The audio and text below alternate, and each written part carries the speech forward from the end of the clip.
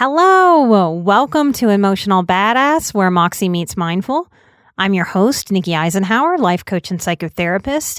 And on today's episode, I'm discussing stages of change, motivational interviewing, and how to have more successful New Year's resolutions.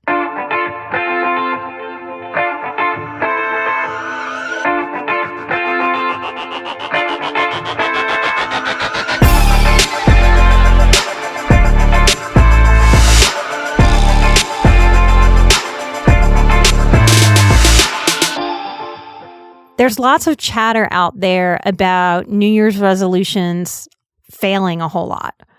And I don't think it needs to be that way. I think a big part of why people's New Year's resolutions fail is because we weren't taught the process of change. Motivational interviewing and stages of change are counseling theories. And these theories can help you understand yourself and your own change patterns. We need to understand our resistances to be able to avoid our pitfalls and set ourselves up for success. This is a way to help ourselves be more honest with ourselves about where we are and what we really want, and can help us communicate and relate more honestly within our relationships.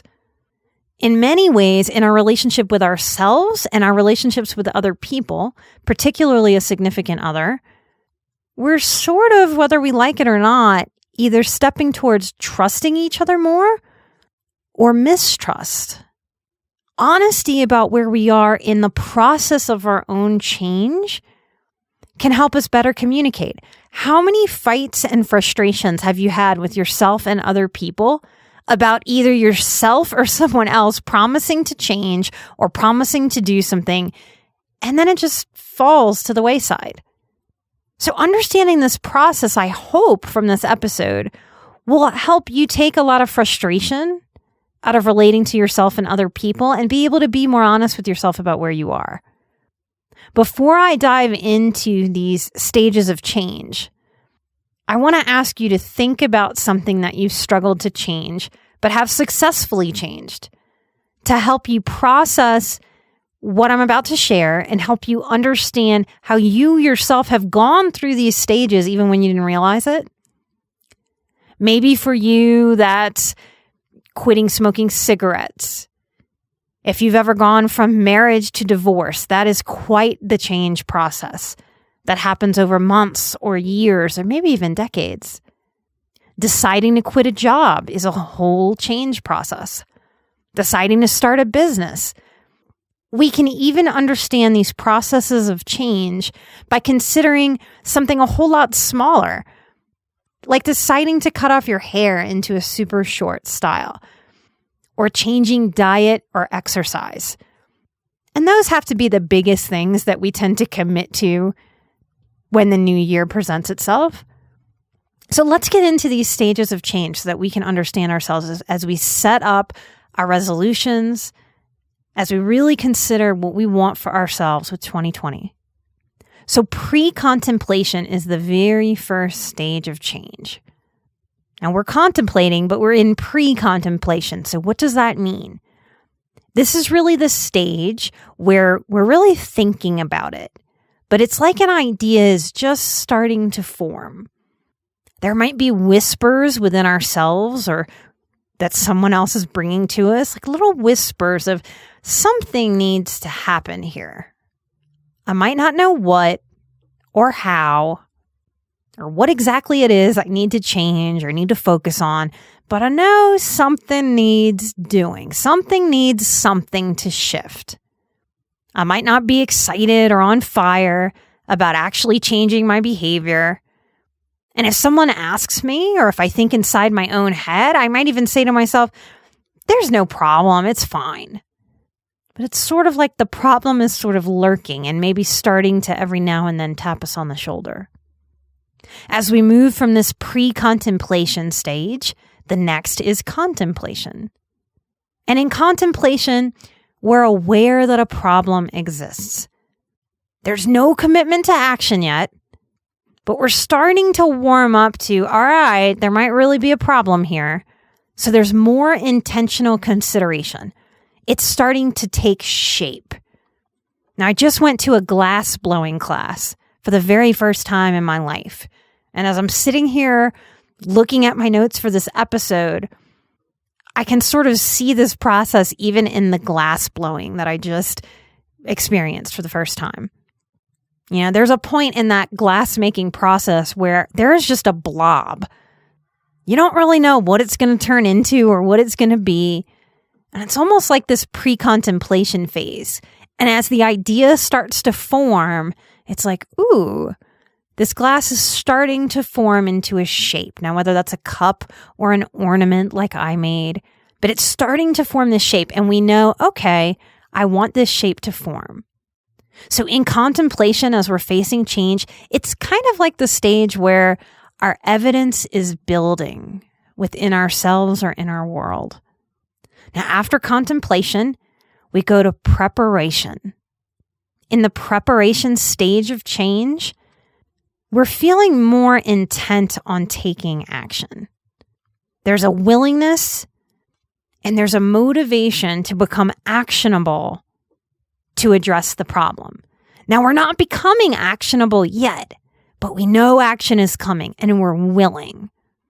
This is the stage where we're really wrapping our heads around change coming, that we're inviting it in and we're more ready than ever. We ask a lot of what questions in the preparation phase. What can I do? What can be done? What am I willing to do? What am I not willing to do? We're preparing for the next stage, which is action. Now, the interesting thing for me when I review this material is that I know that most coaches want to work with people in the action phase.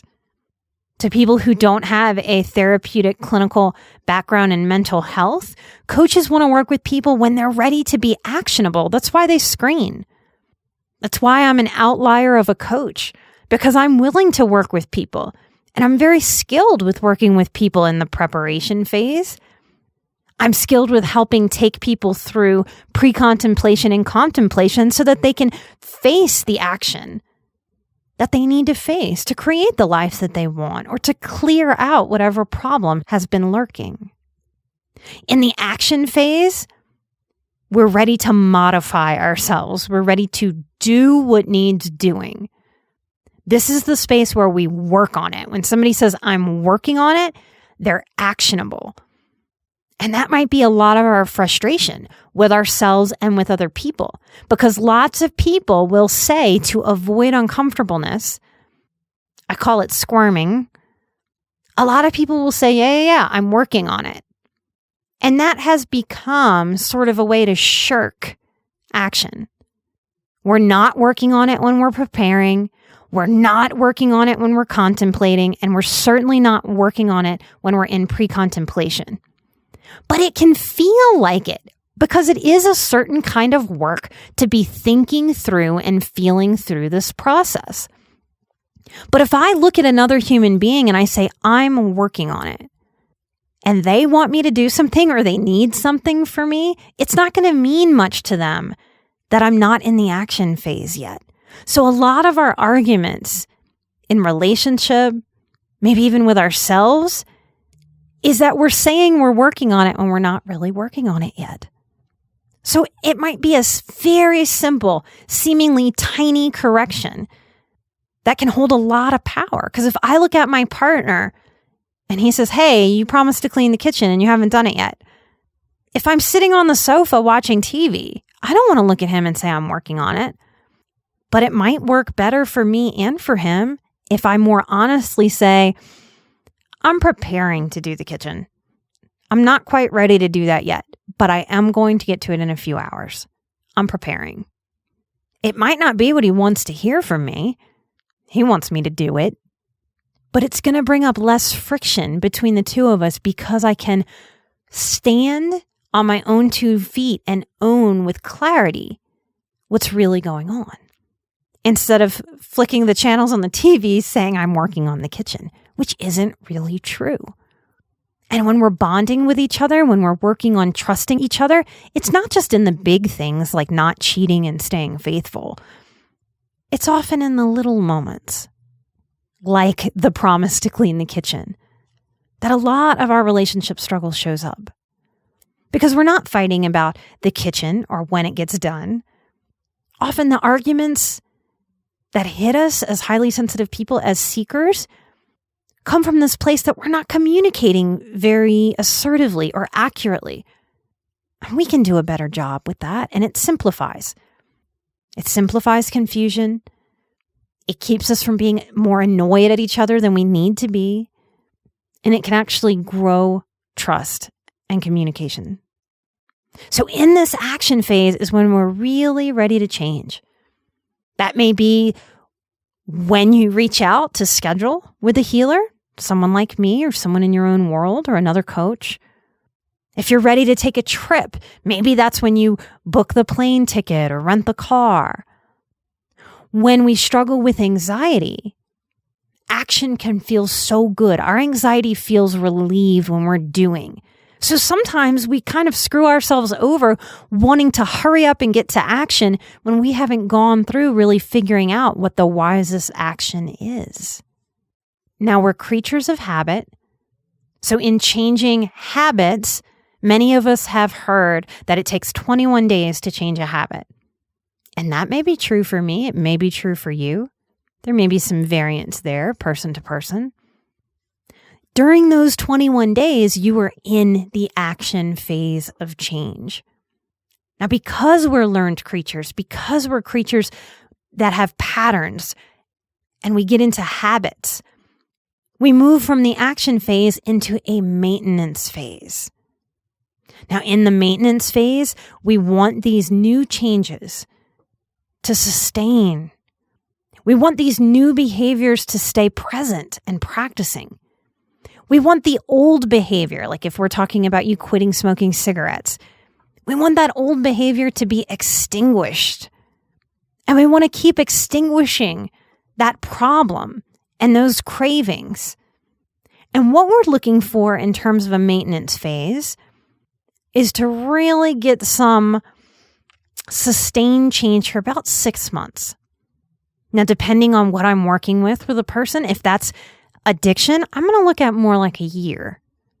But we want some months underneath our belt in terms of the maintenance phase because we're creatures that have a subconscious. And if we just practice consciously, the moment that we're stressed or that life throws some crazy waves at us, we're going to go back to our default. We practice sustained change in the maintenance phase to help our newness become who we are so that it's not new any longer and it's really who we are and how we operate. At that moment, there is a shift from it being a conscious thing that we're intentionally trying to do, and our subconscious has reached up, grabbed it, and accepted, oh, this is how we operate now. It's why counseling and coaching tends to work best when we extend it well beyond just learning the concepts. Certainly, there are coaches and counselors and people in all professions that milk that because it lines their pockets. We have to be wary and savvy about that. But there's also a very strong argument, especially if you feel like you're getting very good help, to continue with that help so that your subconscious can really grab this newness and make it who you are. This is where we become these changes. And these changes become who we are. And that's where growth happens. That's where we level up in our lives. I think because we're so overstressed, because we are pulled in so many directions, I have a lot of empathy and a lot of understanding of why people pull back in the maintenance phase. Like, I've learned it, I've got it, let's move on to all the other things that are pulling me in life. But that's also why I'll see people come back to me 6 months or a year later if they didn't stick around for a maintenance phase. So if you're a healing practitioner in the world, it behooves you to learn how to internalize this information and offer it to your clients, not as a slimy sales strategy, but as a way to honestly and with integrity talk about what it takes to internalize change and growth so that the work that you do with people and the work that you do as a client paying people is really, really worth it and sticks. Now, lots of models of change will stop at the maintenance phase.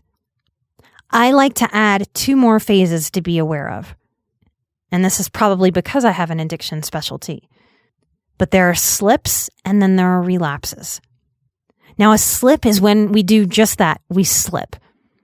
If your goal is to not drink alcohol, you have a drink, that's a slip. The reason that we call a slip is because of the slippery slope. Because one slip can often lead to another slip and can lead to another slip. And at the bottom of that slippery slope is full-on relapse.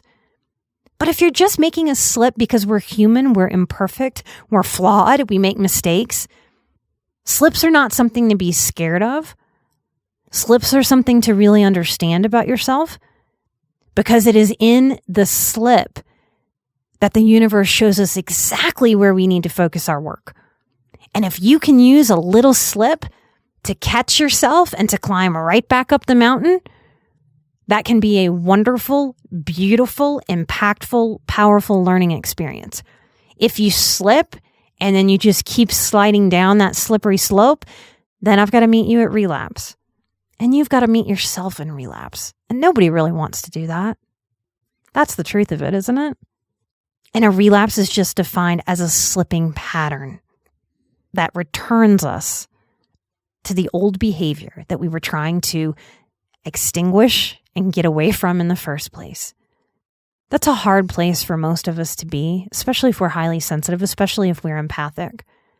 We put a lot of pressure on ourselves as highly sensitive people to progress in life in a very linear, straight up sort of fashion. That's just another ideal. Life is a little messier than our ideals. So there's this balance. We don't want to give ourselves permission to just slip and slide down the slope, but we want to give ourselves permission to learn from our slips and to pick ourselves up quickly and to learn the lessons that are available to us. If you've experienced a lot of relapse, if you've experienced a lot of giving up on yourself, if you're exhausted by the change process, you probably just need some more support. Support from yourself and support from external resources in the form of a healer.